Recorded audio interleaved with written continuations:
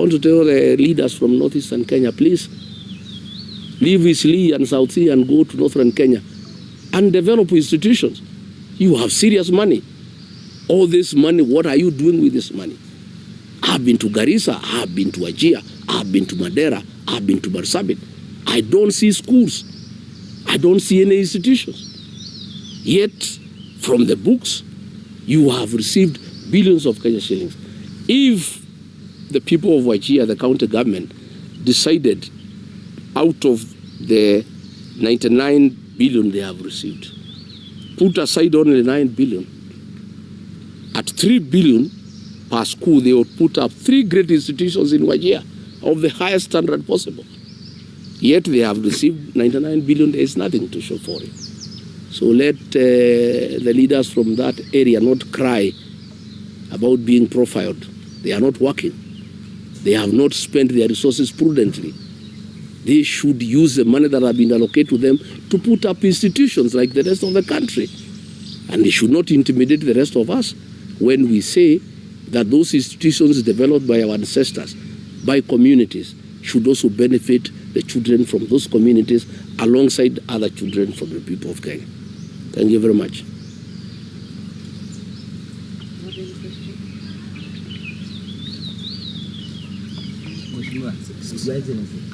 Well, you know, a lot of noise. There is nothing on the ground. In fact, when I was deputy president, I was shocked that these leaders from Northern Kenya don't live there and they don't work there. Anytime I had a trip to Garissa, to Mandera, to Wajir, the leaders of those regions would demand that I make space available for them on my aircraft. I would go with them and come back with them. And I never saw any institutions there, despite the fact that billions of shillings have been given to those areas. So we are saying we need a national conversation to ask. Devolution was supposed to bring equity. Equitable allocation of CDA funds was meant to bring equity.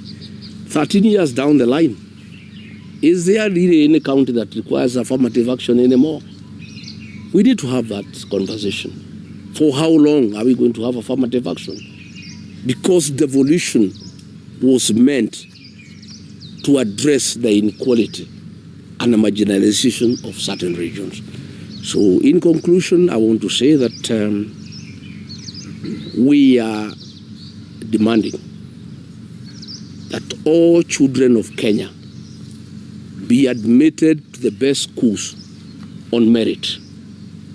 And I'm not saying children from this area or any other area who are not qualified or who have not met the minimum points that are required should be admitted to these great institutions.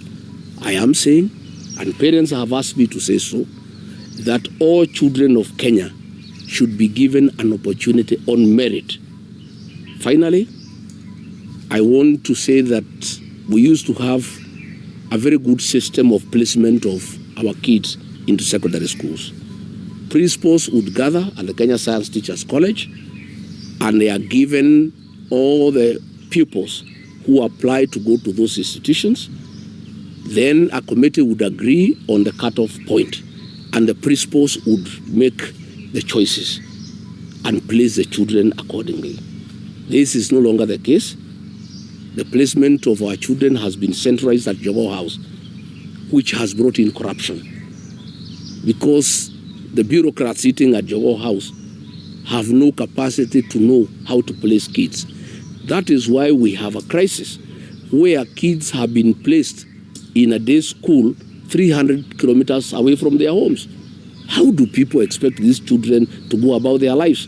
If it's a girl aged 13 years and she has been placed in a school 200-300 kilometers away from home, the parents would have to go and get a house, a rented room for that girl and leave her there. Again, the parents would spend a lot of money. So we have a crisis, we have a mess. I heard William Ruto saying that it has been done very well. He doesn't live in this country anymore. He should know and hear the outcry of parents. Parents are spending thousands of shillings trying to take their children far away from home to day schools, look for accommodation, look how they'll be eating, how they'll be cooking. It's a crisis of unknown magnitude. We are saying that it is not right to admit any child to a day school outside a walking distance. And when the principals were doing it, it was done properly because the principals know the catchment area of the secondary school. And then they will do 3, 4, 5 kilometers only. But we have a situation where kids in Machakos have been admitted in a day school in Kericho.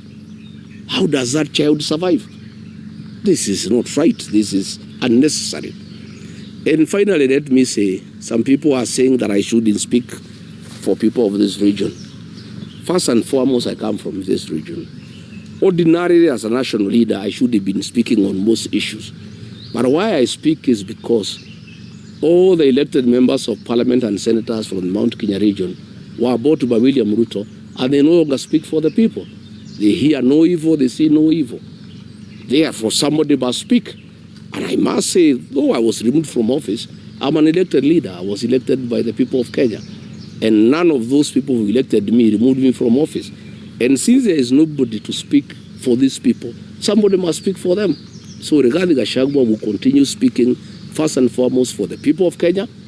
Secondly, he will speak for the people of this region because the people of this region have been abandoned by their elected representatives on the instructions of William Ruto, and they no longer speak for the people. When we are having this crisis, kids cannot go to school. Kids have been taken to schools far away from home. Kids with very high marks have been taken to schools with no infrastructure at all, despite the fact that their parents contributed money to put up beautiful institutions. Members of parliament, members of senate are quiet. That is not acceptable. I must speak to this issue. That is why, like here in Nyeri, when I came last night, people around Kiganjo, around Kericho, and business people have come to see me because they have information that Kiganjo Police College that was developed by the colonialists want to be relocated to Baringo and West Pokot by Murkomen and William Ruto. And that means the people who are